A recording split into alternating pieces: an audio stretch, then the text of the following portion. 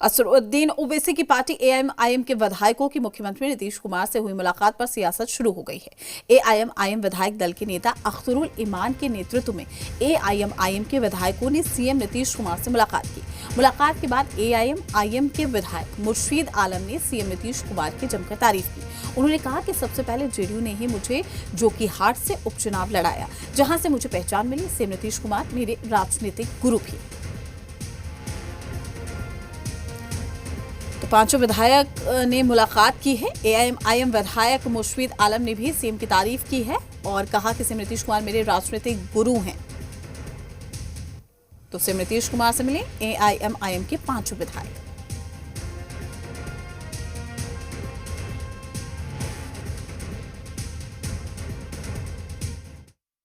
बोल रहे हैं कि 2014 से हम अभी मान लें 2024 तक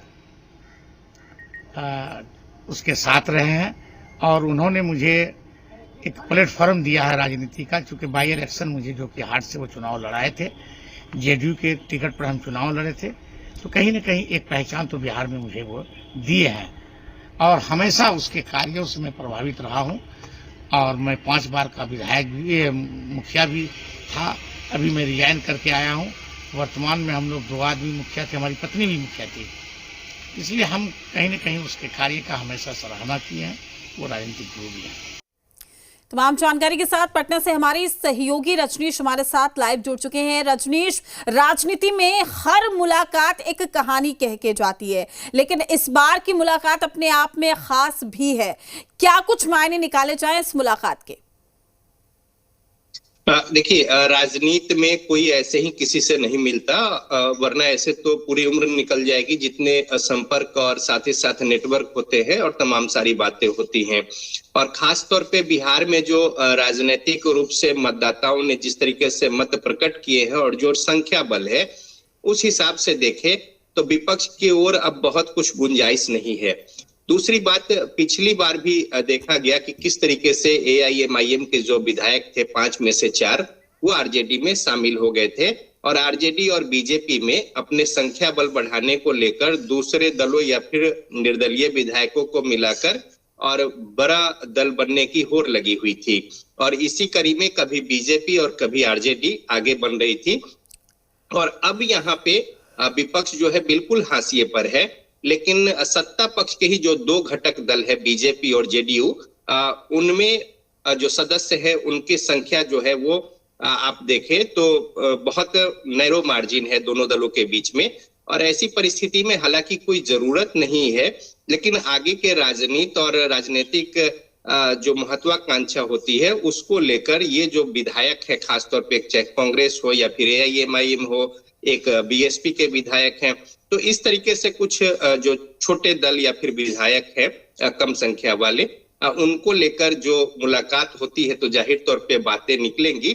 और दूसरी बात है कि विपक्ष में रहकर भी बहुत कुछ बातें उस तरीके से नहीं हो सकती हैं और साथ ही साथ सत्ता पक्ष के साथ मिलकर रहने से या फिर शामिल होने से न सिर्फ क्षेत्रवार तरीके से बल्कि राजनीतिक तौर पे भी मजबूती मिलती है। तो लिहाजा इस मुलाकात के भी कई मायने हैं और इसी नजर से देखा भी जा रहा है।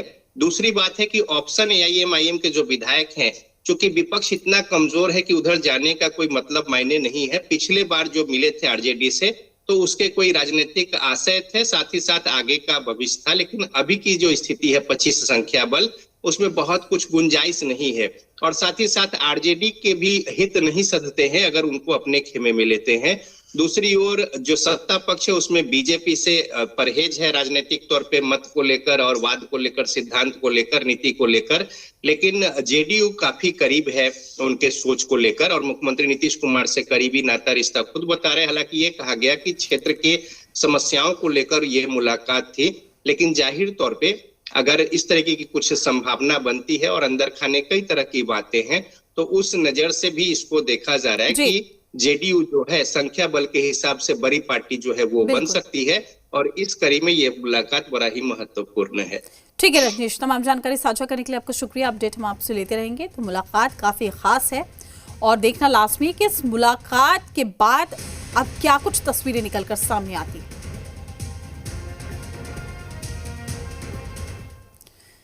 मसौड़ी से इस वक्त की बड़ी खबर है। मध्य